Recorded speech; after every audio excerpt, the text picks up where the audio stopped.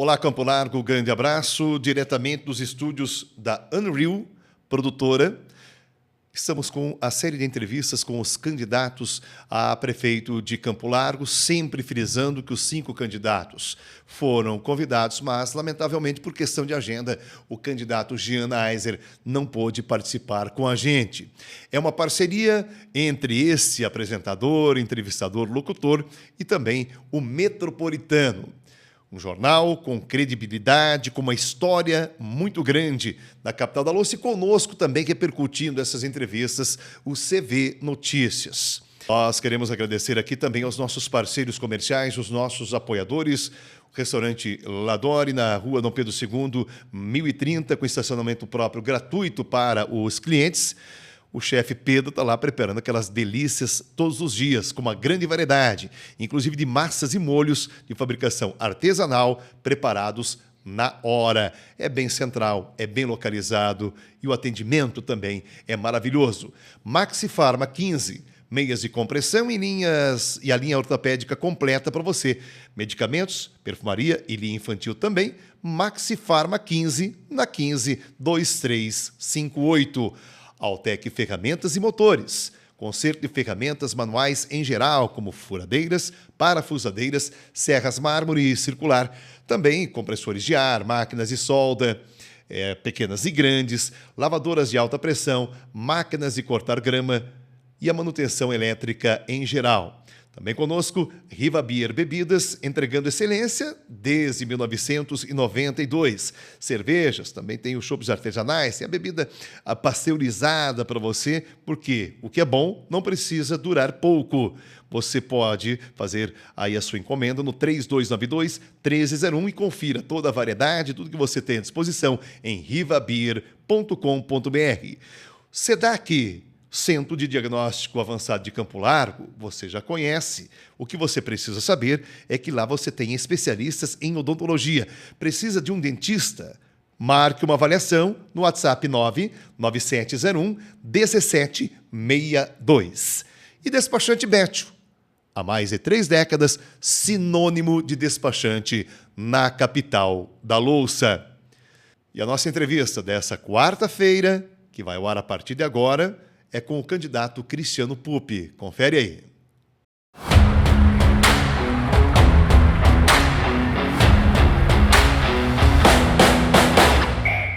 Na nossa série de entrevistas com os candidatos a prefeito de Campo Largo, tem a satisfação, a honra de conversar a partir de agora, bater um papo aqui para saber das suas ideias, dos seus projetos, o que pensa de Campo Largo, Cristiano Pupi, a quem, antes de mais nada, eu agradeço pela disponibilidade de estar aqui para a gente conversar hoje. Imagina, Caio, para mim é uma honra, uma alegria, um privilégio único estar aqui, ao lado do grande comunicador e da voz mais bonita do Paraná. Obrigado pelo convite, amigo. Diria um ex-treinador do seu time, o Paraná Clube, Otacílio Gonçalves. Não sei se é tudo isso, mas espalha. Sim.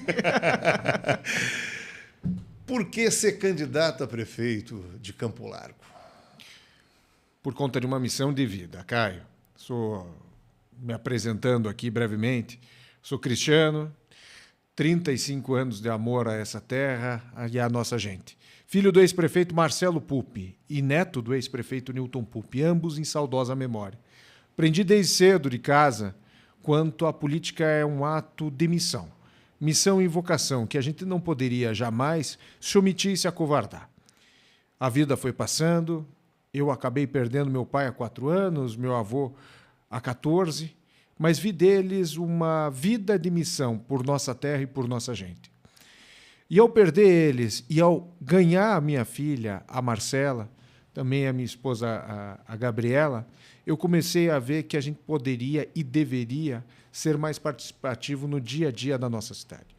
Eu fui secretário de Desenvolvimento Econômico Municipal, fui secretário de Estado de Indústria, Comércio e Serviços, atuei como diretor-geral ao lado do deputado federal Ricardo Barros, fui assessor direto da Presidência da República, fui secretário nacional de futebol, diretor nacional de futebol também por uma época, o qual eu fiz a lei da SAF, a lei do mandante, principalmente a lei do mandante, que foi um prazo muito curto, que a gente atuou direto junto ao presidente Bolsonaro, fui assessor direto da Casa Civil da Presidência, mas depois de tudo que eu passei na minha vida toda, eu não poderia olhar para a minha terra e para a minha gente sem poder colocar as minhas mãos para a população, estender as minhas mãos limpas para Campo Largo e oferecer um projeto de futuro.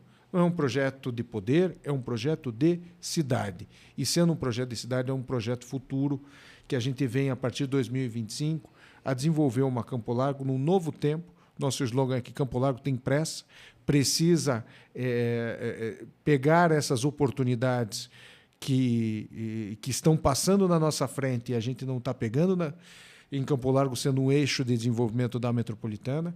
Vejo que a nossa cidade está ficando para trás em vários aspectos e vejo que, com o currículo que eu apresento, com a possibilidade de eu ser um servidor para a população, com essa história e essa tradição, mas com uma vontade tremenda do que eu aprendi em vida, do que eu me formei e do que eu escuto no dia a dia com a população, poder fazer o melhor para a população, naquilo que ela quer e espera e no ritmo que Campo Largo precisa.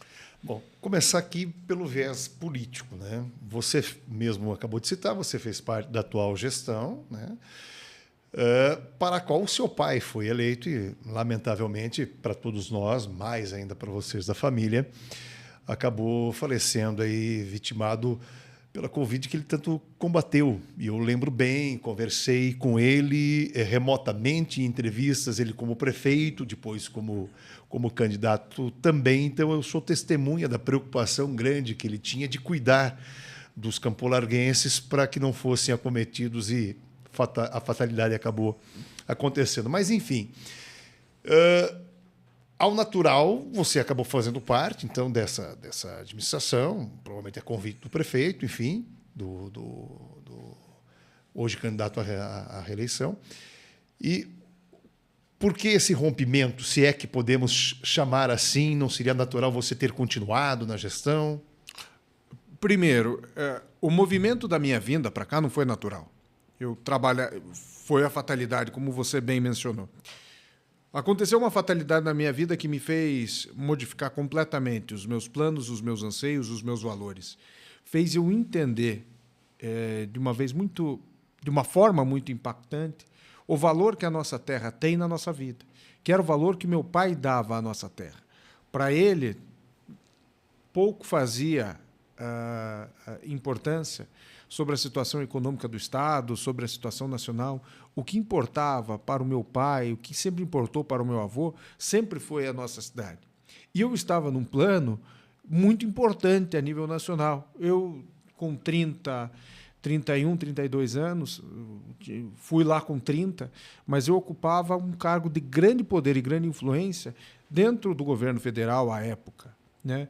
Tinha feito e realizado, por conta da minha especialização, algumas atitudes de grande impacto. Fui e atuei junto à Lei de Liberdade Econômica com o autor e o redator junto no Ministério da Economia, que foi o Jean-Luc Larençon. Eu era um dos pontos focais da Casa Civil. Reforma da Previdência passou um pouquinho por conta desse trabalho que a gente fez. Depois, a gente, sendo um ponto focal da Casa Civil, junto ao Ministério da Cidadania, auxiliou muito a criação do auxílio emergencial na época da Covid.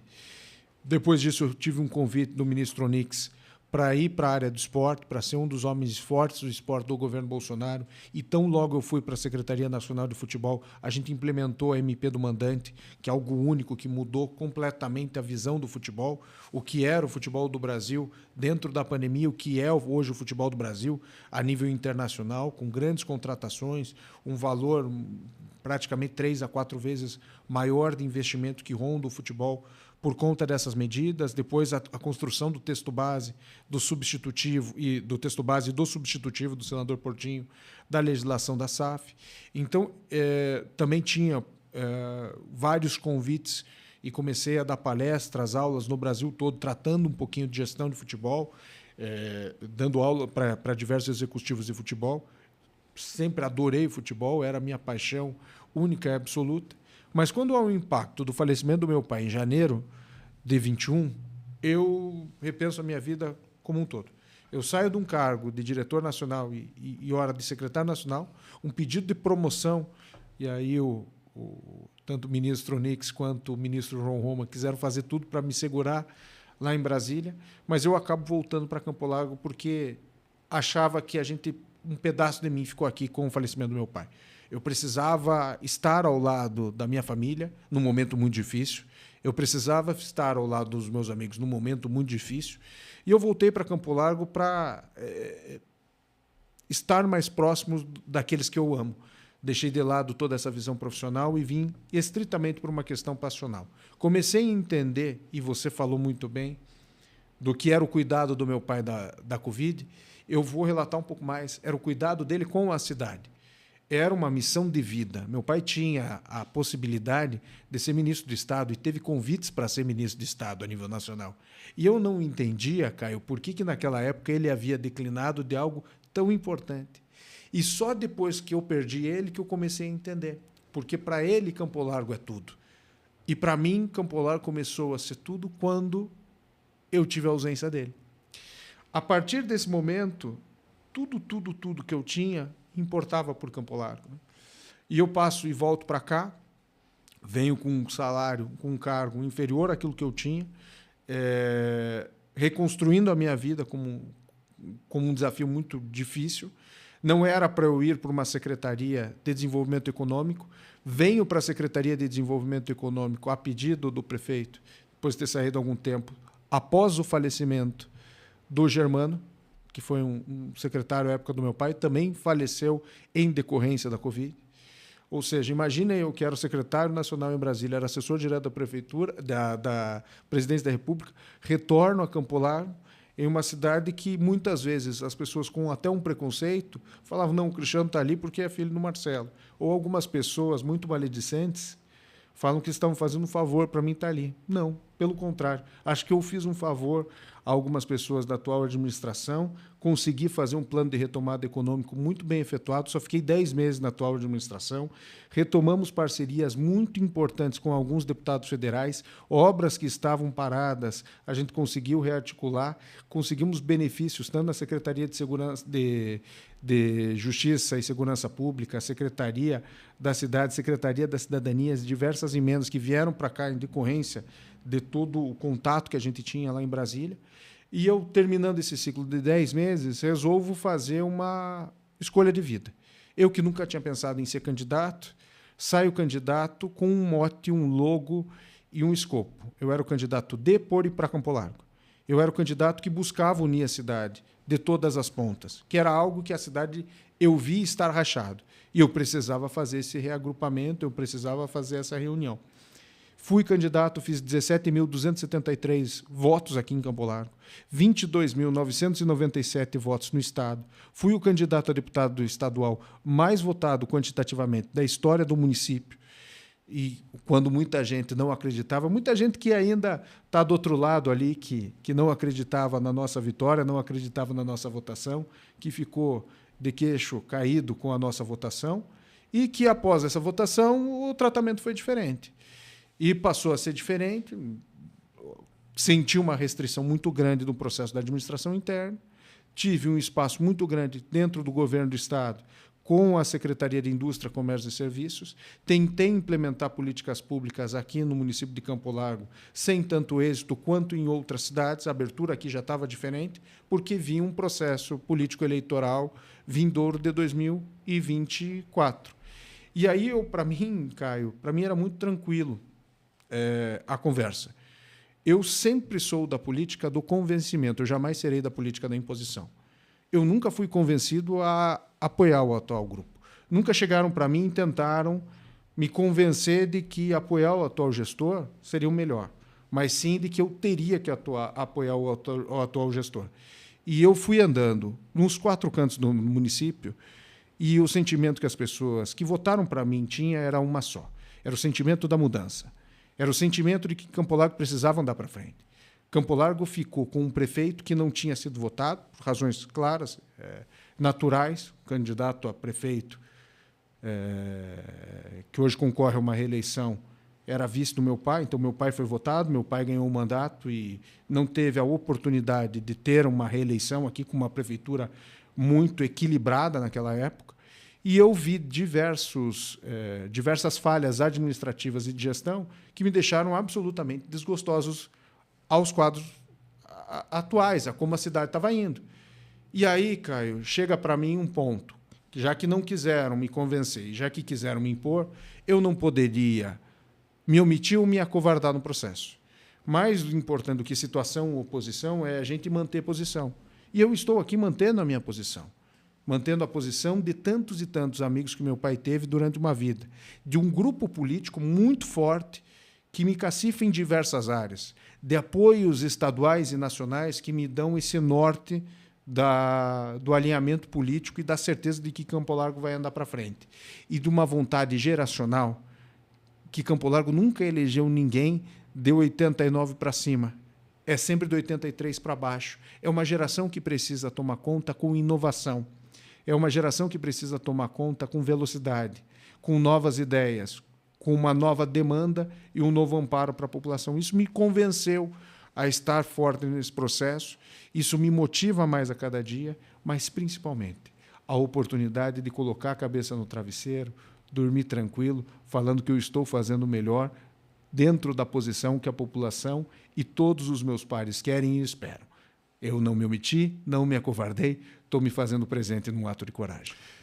E, Cristiano, a questão jurídica, que, enquanto leigo, eu não faço a menor ideia do que pode ser decidido ou não. E você, obviamente, bem assessorado, o que você me diz a respeito? Sobre a eleição do seu pai, de ser uma continuidade ou não do mandato dele, da sua possibilidade de... A minha condição de elegibilidade? A minha condição de elegibilidade já foi julgado procedente pela Justiça Eleitoral.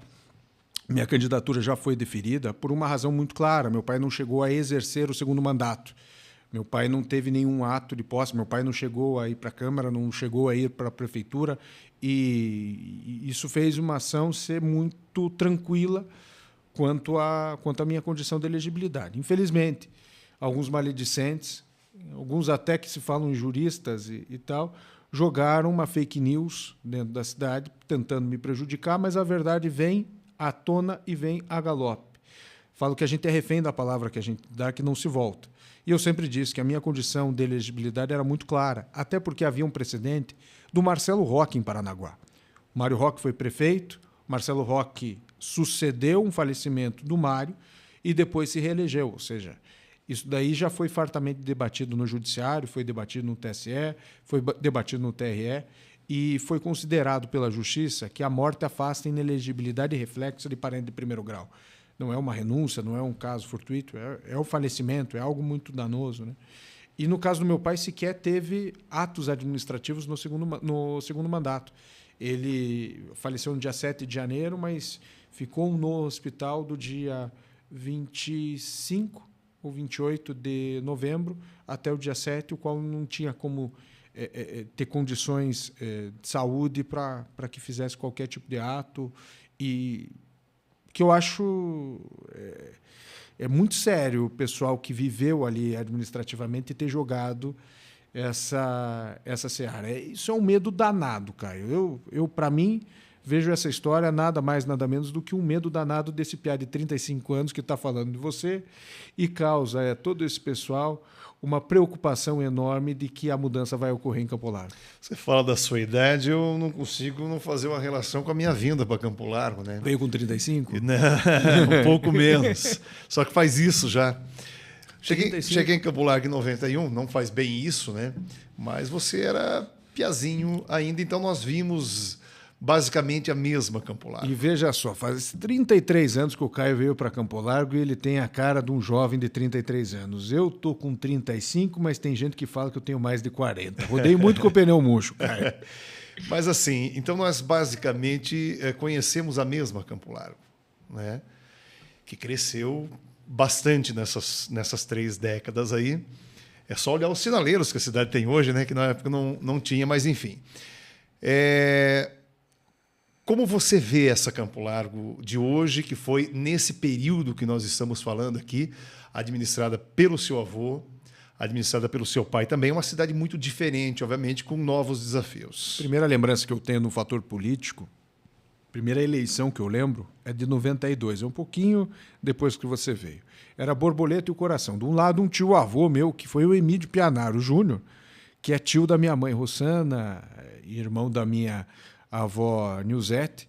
E do outro lado, na outra casa, era o meu avô, Newton Pupp, com o Coração. E de quebra ainda o Carlos Jerônimo Zanlorenzi. De quebra o Carlos Jerônimo Zanlorenzi também que com muita força. Hein?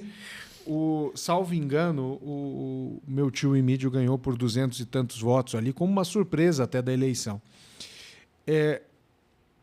Lembro da campanha de 96 do meu avô Newton e o quanto era diferente a cidade de 96 para 2024. Um outro centro administrativo, uma prefeitura que tinha um orçamento de poucos milhões e hoje você vai ter em 2025 um orçamento que supera a casa dos 600 milhões de reais. Você tinha bairros você tem hoje bairros que viraram cidades e que antes não existiam, eram chácaras.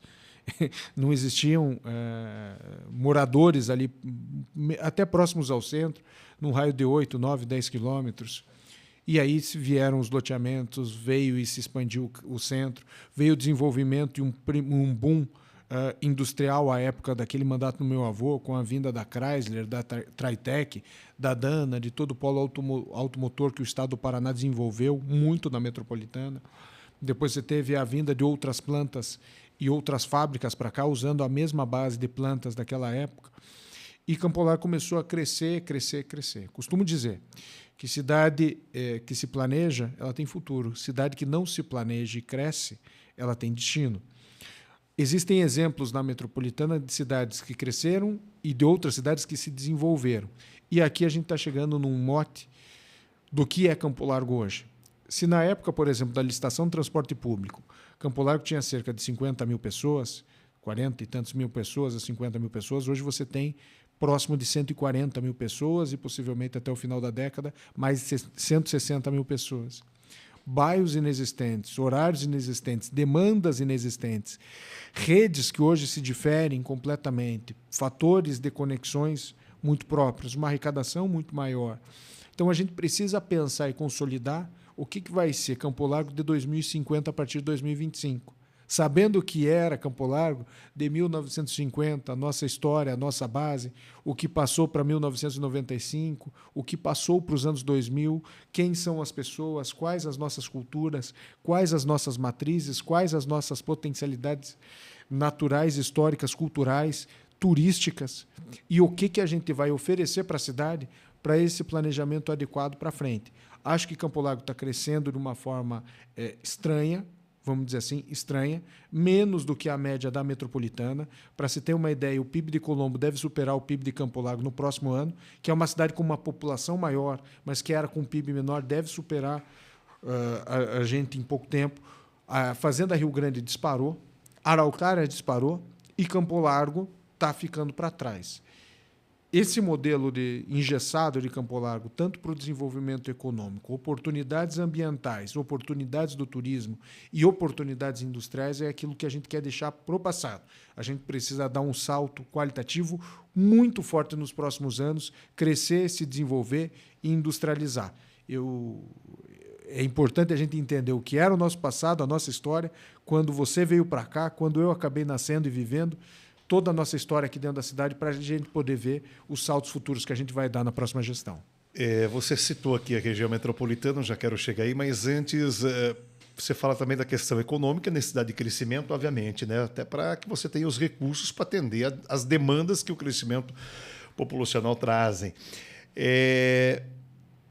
Ciclos econômicos do município, lá do mate, do ouro, a porcelana, cerâmica, obviamente, a indústria moveleira, temos a indústria metal-mecânica. Hoje nós temos a presença forte na economia da questão hospitalar também. Onde Campo Largo deve ou pode focar para aumentar esse desenvolvimento industrial e empresarial? A indústria moveleira hoje é a nossa maior força motriz industrial.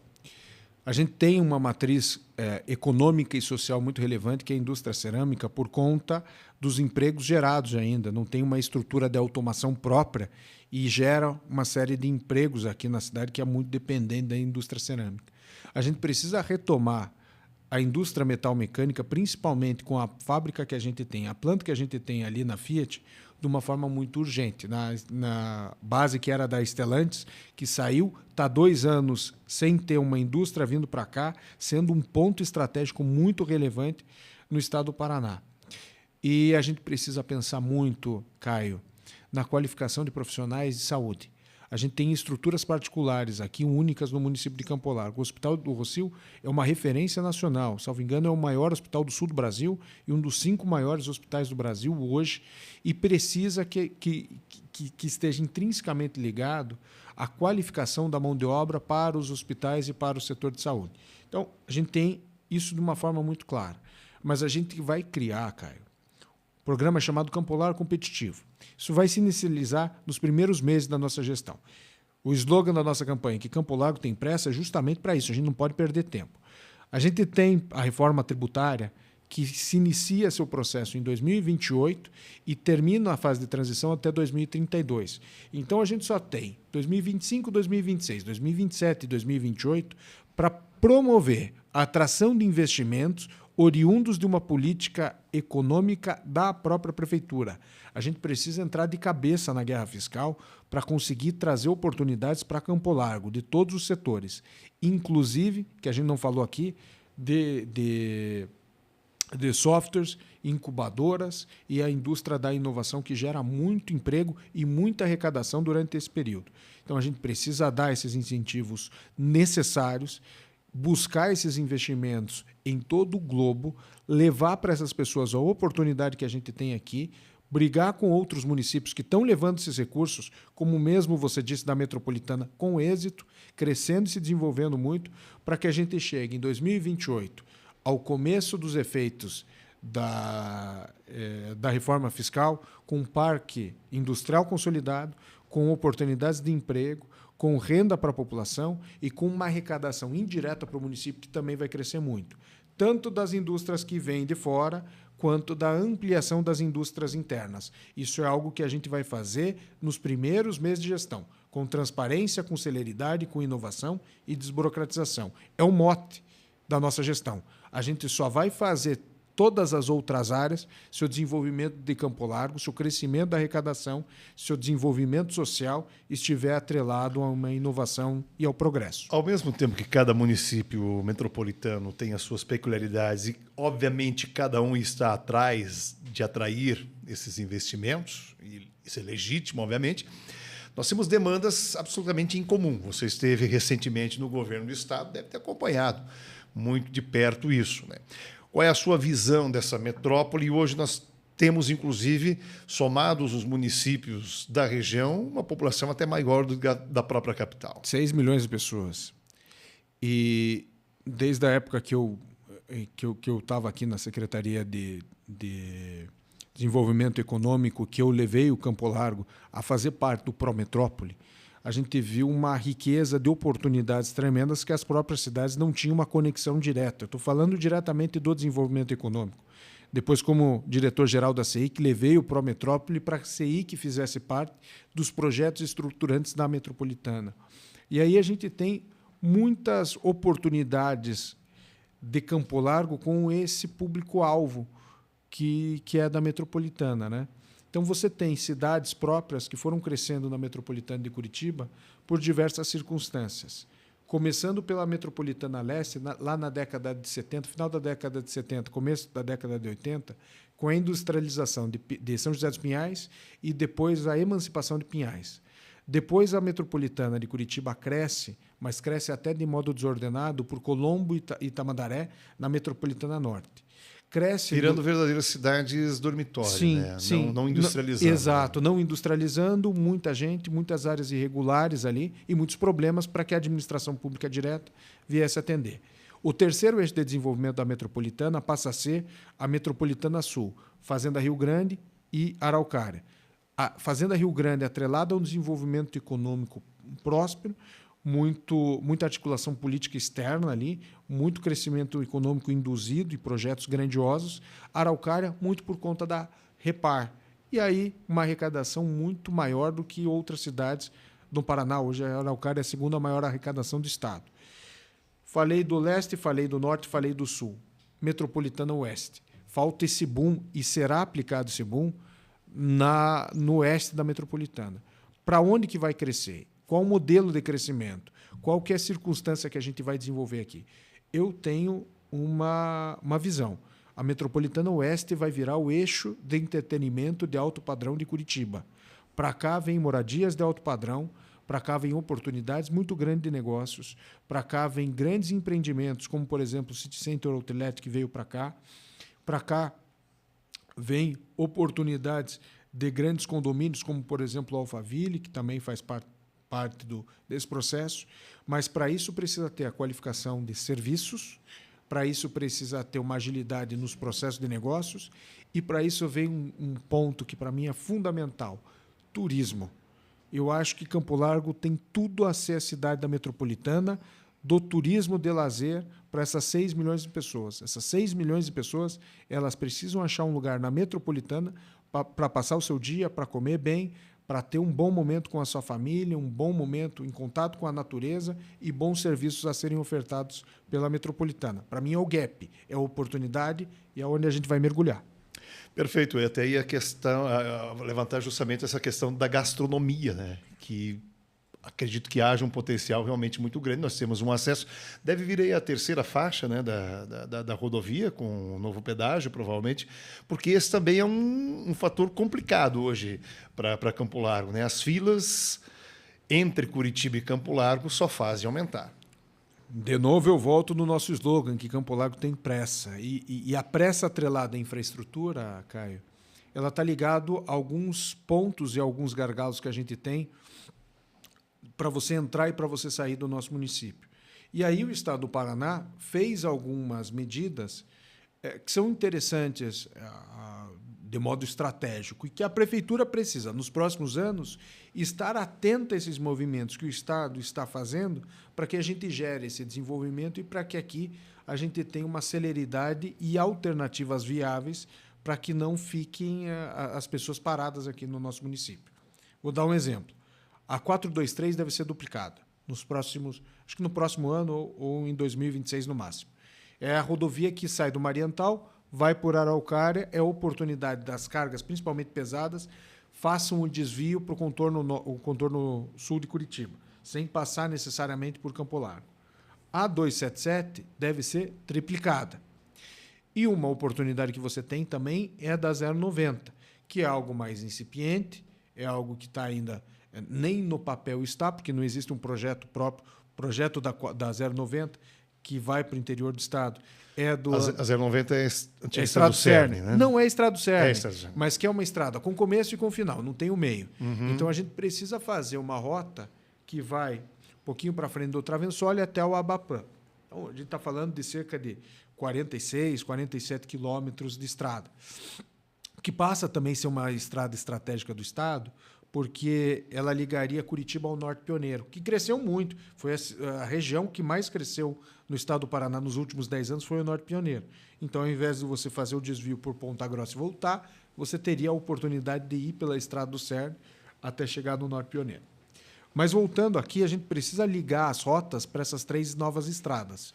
O que a gente pensa de plano estratégico que a Prefeitura vai aplicar? Primeiro, Rivière. Ferraria ela precisa ter uma ligação alternativa, mas que, no meu entender, ela passaria a ser a principal. Fazendo o contorno do viaduto Lucas Lissa, dobrando à esquerda, a gente chega em 4,3 quilômetros no coração da Ferraria. Ou seja, não precisa pegar ali no Caratuva e nem lá na Volvo, onde dá aquele congestionamento enorme para todo o povo da Ferraria. Poderia utilizar a 277 e chegar ali na rota da Rivière com tranquilidade. Esse caminho não é tão utilizado porque é uma estrada de chão ainda, difícil, e que a gente quer que ela seja asfaltada com um bom planejamento. Segundo ponto é a Dom Pedro, com conexão com o Campo Magro e um projeto no estado, para que também no viaduto Lucas Lissa a gente entre e vá até a 090. E o terceiro ponto, Dom Pedro, que eu estou falando, Dom Pedro, Figueiredo, Campo Magro, Bateias e a rota para o Norte Pioneiro com a continuidade da Estrada do Cerne. E o terceiro ponto que a gente fala, que é um projeto estratégico da Prefeitura e precisa ser feito para ontem, é a Rota da Colônia Mariana. São 3 rotas do turismo e do desenvolvimento econômico da cidade. Que a Rota da Colônia Mariana vai sair da Via Veneza, vai sair da Estrada da Sereia e vai até a barragem do Rio Verde, que para mim é o cartão postal mais bonito do Paraná, um dos mais bonitos do Brasil. Aquele pôr do sol na barragem do Rio Verde é espetacular. Em Araucária, na Colônia Cristina, a estrada está espetacular, excelente. Ciclismo, iluminação para pedestre, um bom asfalto, uma bela paisagem. A gente chega em Campo Largo, passa a ponte e parece que a gente mudou de continente, não é nem de país. E aí vem a buraqueira, aí vem vem a estrada de pó. E, evidentemente, se a gente está querendo levar o turismo ele precisa de uma infraestrutura adequada. Então, passam a ser as 3 rotas primordiais que a gente vai ligar. 423 com 277, Ferraria pela Rivière, Dom Pedro pela 090 e pela 510. Voltando à questão do turismo, né? Que é uma indústria fantástica. Né? Pode-se imaginar algo com os próprios moradores locais, fazendo algo. Vamos exemplificar aqui a Estrada Bonita, lá de Joinville, a Rota do Vinho, da uva de São José dos Pinhais. E aí, o que a prefeitura pode fazer? Porque as pessoas elas têm o seu limite de conhecimento daquela produção, mas não têm um conhecimento, muitas vezes, comercial dessa situação. Exato.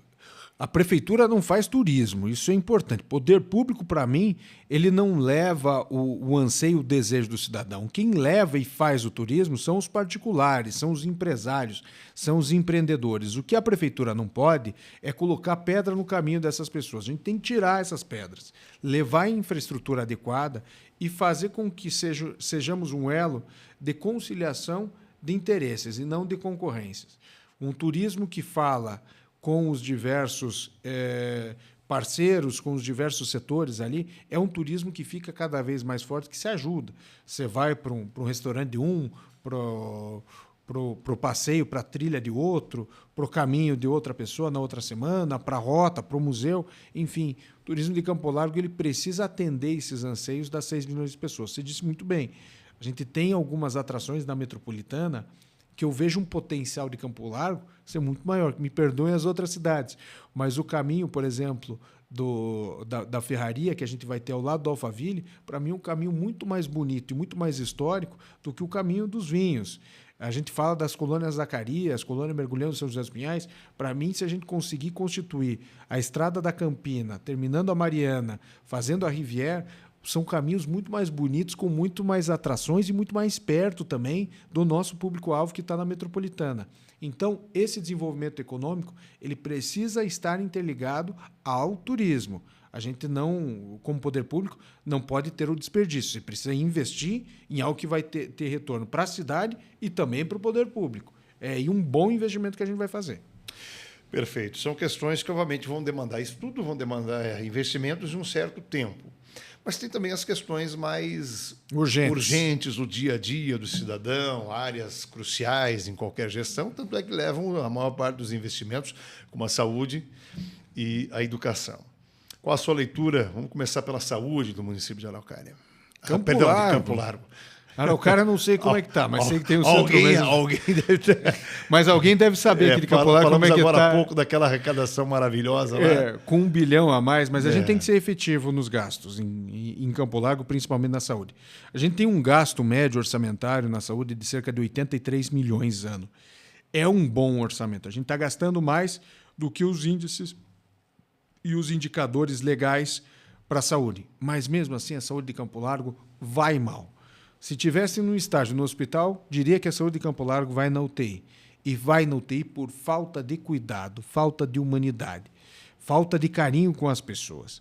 Não dá para a gente estar em 2025 e usando mesmo as práticas lá da década de 80, lá da década de 70.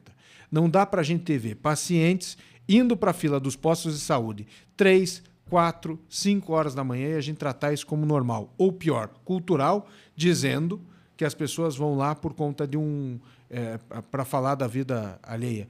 Que é isso. Nosso prefeito municipal disse isso dentro de um podcast, dentro de uma entrevista, e me causou profunda estranheza e repúdio. Isso é você ser sádico com a dor do paciente, com a dor do campolarguense que está sofrendo com as filas intermináveis na saúde de Campo Largo. E como é que a gente vai resolver isso, Caio? Eu tenho uma linha muito própria e estou dizendo isso há muito tempo. Primeiro, a gente não pode ter um centro médico hospitalar no bairro do Bom Jesus, numa boa localização, com um histórico de serviços, com uma história aqui dentro do município, fechado há quase 3 anos. Isso não pode acontecer. Não pode ter uma telha que serve hoje de portão, de improviso, para a gente fechar o centro médico hospitalar. Isso não dá para... Isso é inadmissível. Isso é inadmissível com as filas que a gente tem hoje na nossa saúde pública. Lá no Centro Médico Hospitalar vai ser criado o PAI, o Pronto Atendimento Infantil, porque o atendimento infantil ele precisa ser rápido, ele precisa ser humanizado, as crianças precisam ter uma atenção, um carinho, uma adequação necessária no ambiente em que ela vai ser atendida, para ela não somatizar aquilo ali e estar num ambiente seguro, estar num ambiente confortável para ela e para os pais e mães dos pequenos campolarguenses. O segundo ponto que a gente vai fazer é fazer um planejamento de integração de todas as atividades da prefeitura 100% digitalizadas dentro do aparelho celular do cidadão. Ou seja, não é só um aplicativo de saúde. Todos os comandos da prefeitura municipal vão estar dentro da palma da mão de cada um dos campolarguenses. Se quer marcar uma agenda, uma consulta médica, vai ser através do celular. Vamos tirar as pessoas da fila, gente. A gente está em 2024, vamos para 2025, e eu não posso não ficar comovido saindo, e eu saí semana passada, muitas vezes vendo as filas e vendo a dor da população. Elas precisam sair, se dirigir aos postos com dia e horário marcado, com pressa, mas sem precisar fazer com que elas passem por esse sofrimento, sem saber se elas vão ser atendidas ao final do dia. O terceiro, horário da UPA, também informatizado. As pessoas precisam colocar dentro de uma análise de dados qual horário que ela, quanto tempo ela ficaria na UPA, qual é o caso e já pegar a pré-senha. As pessoas que estão na UPA já saber que vão atender, por exemplo, o Caio Júnior, que está sofrendo de tal questão, que está morando em tal residência e que passa por tal comorbidade. Isso vai facilitar um atendimento prévio, tanto do cadastro quanto da triagem prévia, para que você saiba também o tempo de espera, para que você saia de casa confortável, que você vai ser atendido e muito bem atendido, porque todo o sistema de saúde vai estar informatizado. E o último ponto, que para mim é fundamental, paciente de Campo Largo será atendido em Campo Largo. A fila de regulação do Estado não está atendendo ou contemplando os anseios do campolarguense de ser atendido aqui. Hoje, o campolarguense está sendo atendido em Campina Grande do Sul, o campolarguense está sendo atendido em diversos hospitais da capital, existem campolarguenses sendo atendidos em Guarapuava, e aqui em Campo Largo, a gente com grandes hospitais de referência nacional aqui, não é atendido por conta dessa central de regulação do Estado. E como resolve? Deixa de estar no central do Estado e faz convênios diretos? Qual é a ideia disso? Primeiro ponto, a gente vai exigir o mesmo que existe em Curitiba. Curitiba existe uma limitação de leitos dentro da central de regulação. A gente só vai querer isonomia. Então, para Campo Largo, precisa ter a isonomia que tem em Curitiba. Se em Curitiba tem um percentual X de leitos, a gente quer, dentro do nosso percentual, os mesmos leitos que Curitiba é de direito.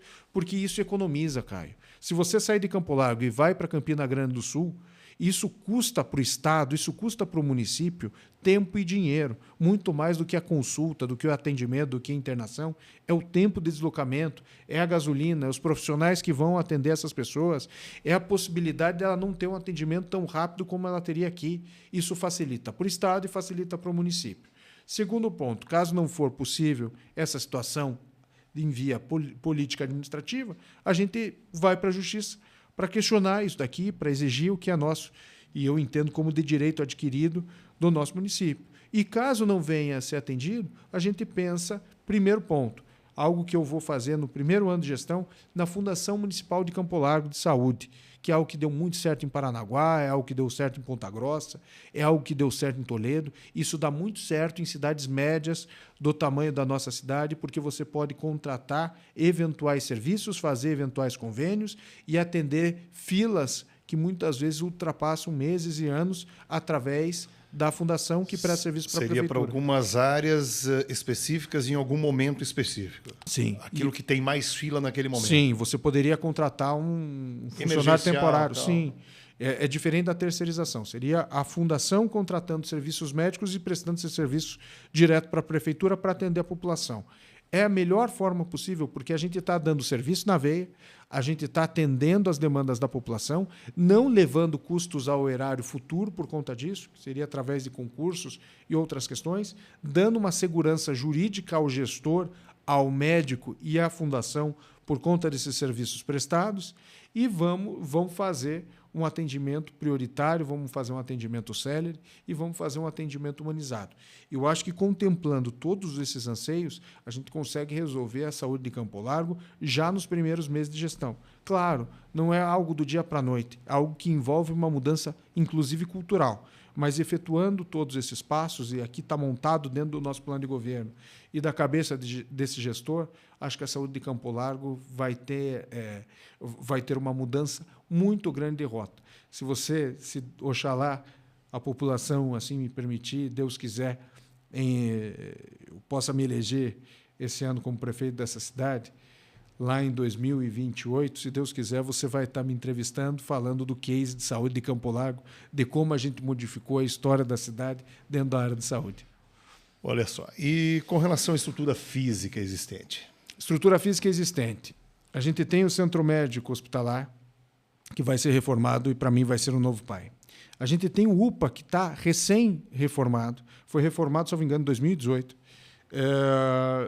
Era uma UPA, era uma construção absolutamente precária. O ministro da Saúde, à época, era o deputado Ricardo Barros, junto com o prefeito Marcelo Pupp, fez uma reforma extraordinária dentro da UPA. A UPA ficou de primeiro mundo a nível de infraestrutura hospitalar, de saúde. E, desculpa, Caio, eu vi essa semana um vídeo do banheiro da UPA, do banheiro de internação da UPA. Não há o mínimo cuidado, não há a mínima higiene, não há o mínimo capricho, e as coisas estão, e eu vejo que estão, se deteriorando muito rápida, porque falta esse cuidado, falta esse capricho, falta esse manejo. A gente tem algumas estruturas do UBS, inclusive 2 UBSs que estão para ser pré-cadastradas e que há o recurso já disponível, mas esse cadastro ainda não veio para o município, a prefeitura ainda precisa homologar esses termos, algo de um investimento próximo dos seus 5 milhões de reais, que está precisando de que a prefeitura vá lá, se manifeste e traga esses recursos aqui para Campo Largo, que já foram empenhados pelo governo federal.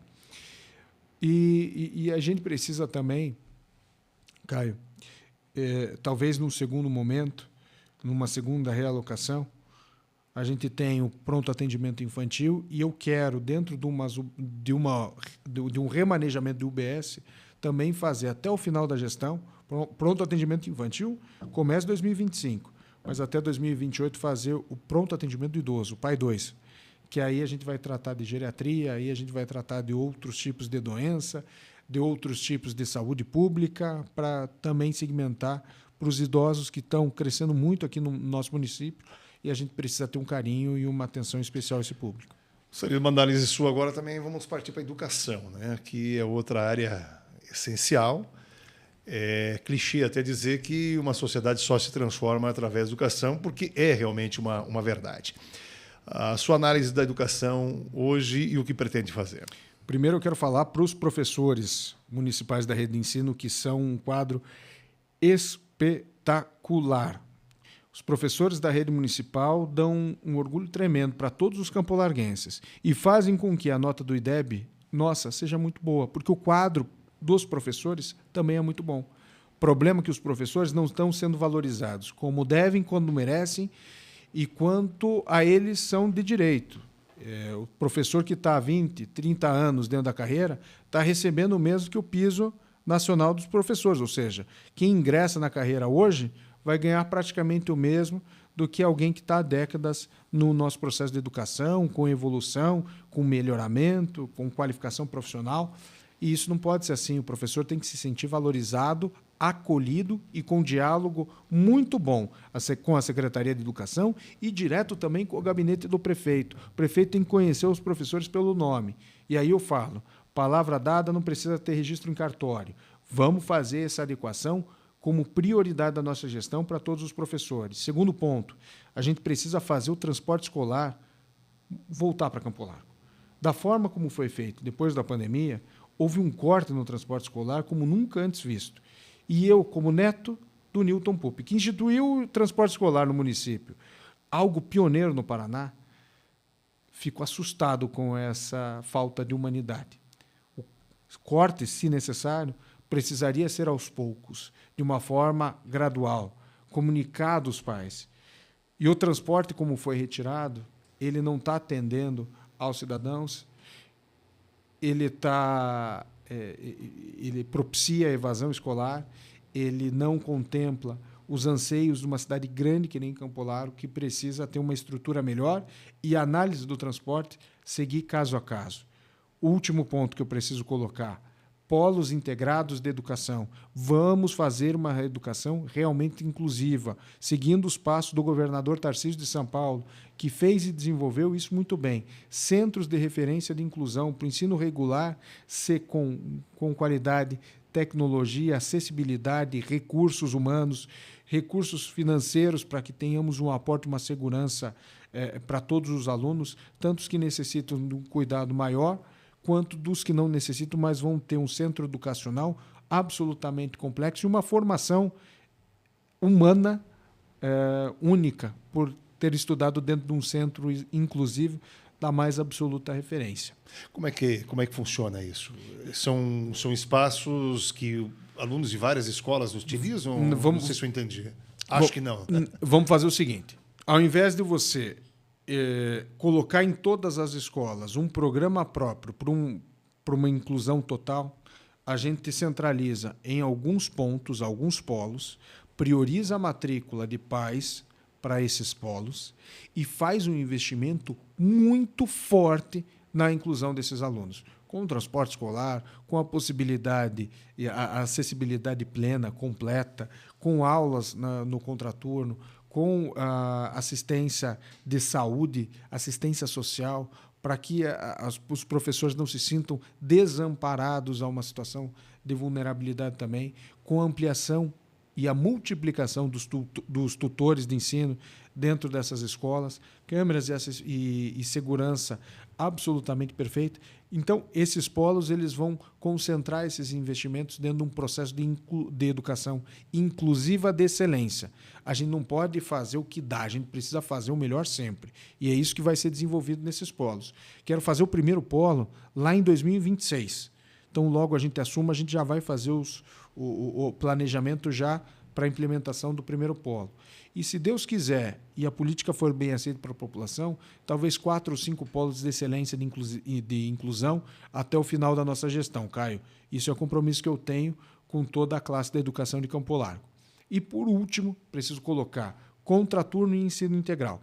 Contraturno em quase todos os centros educacionais, com atividades próprias da região, para a gente afastar as crianças da droga, fazer da educação e fazer das escolas os centros da comunidade, para que as pessoas estejam cada vez mais próximas ali.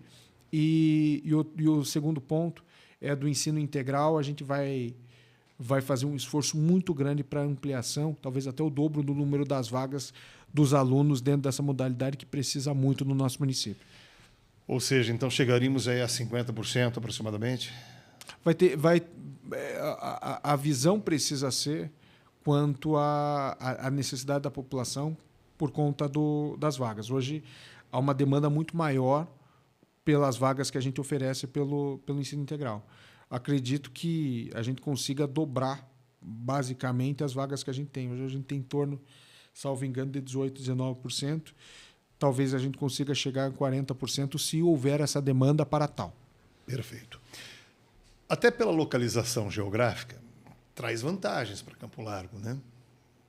Mas também pela facilidade de acesso, de chegada, pela facilidade de saída, é uma cidade até convidativa também, como rota de fuga e tudo mais. E o crescimento da cidade, o crescimento da região metropolitana, essa integração toda, refletem também na área de segurança pública. Eu gostaria que você discorresse um pouco para a gente a respeito de como você enxerga essa área aí no município. Segurança pública teve um avanço grande em 2020 com a implementação do CIOSP aqui em Campo Largo. Mas de 2020 a 2025, há um salto tecnológico grande em que a gente precisa aperfeiçoar também esses serviços. 2022 foi um ano muito terrível aqui em Campo Largo quanto ao índice de homicídios aqui que a cidade passou. Melhorou um pouquinho, até naturalmente porque foi uma onda de crimes hediondos aqui no município, mas que hoje está marcado na cidade como uma das 50 cidades mais violentas do Brasil, o que deixa cicatriz na nossa alma de uma cidade pacífica e honesta. O que a gente precisa fazer para a segurança pública? Primeiro, aumentar o efetivo da Guarda Municipal, que em operação hoje tem 54, tentar chegar em 100. Como é que a gente vai fazer isso? Aumentando e induzindo o crescimento econômico, aumentando a arrecadação e priorizando a segurança pública. Armamentos de ponta, que hoje estão defasados, uniformes de ponta, que hoje estão defasados também. Segundo ponto que a gente precisa é exigir do governo do Estado a melhoria contínua do efetivo da Polícia Militar. Hoje apenas teve um chamado agora do concurso público da Polícia Militar e apenas 1/4 dos agentes que vieram para cá, ou dos agentes que vieram para a Fazenda Rio Grande, vieram para cá. Foram muito poucos, ou seja, a gente pouco aumenta a efetividade da Polícia Militar. Deixa eu ver se eu entendi. Para cada um que veio aqui, foram 4 para lá. Para Fazenda Rio Grande? Sim. Uma cidade um pouco maior hoje que Campo Largo, mas teve esse aumento grande do efetivo. Isso nos causa alguma preocupação.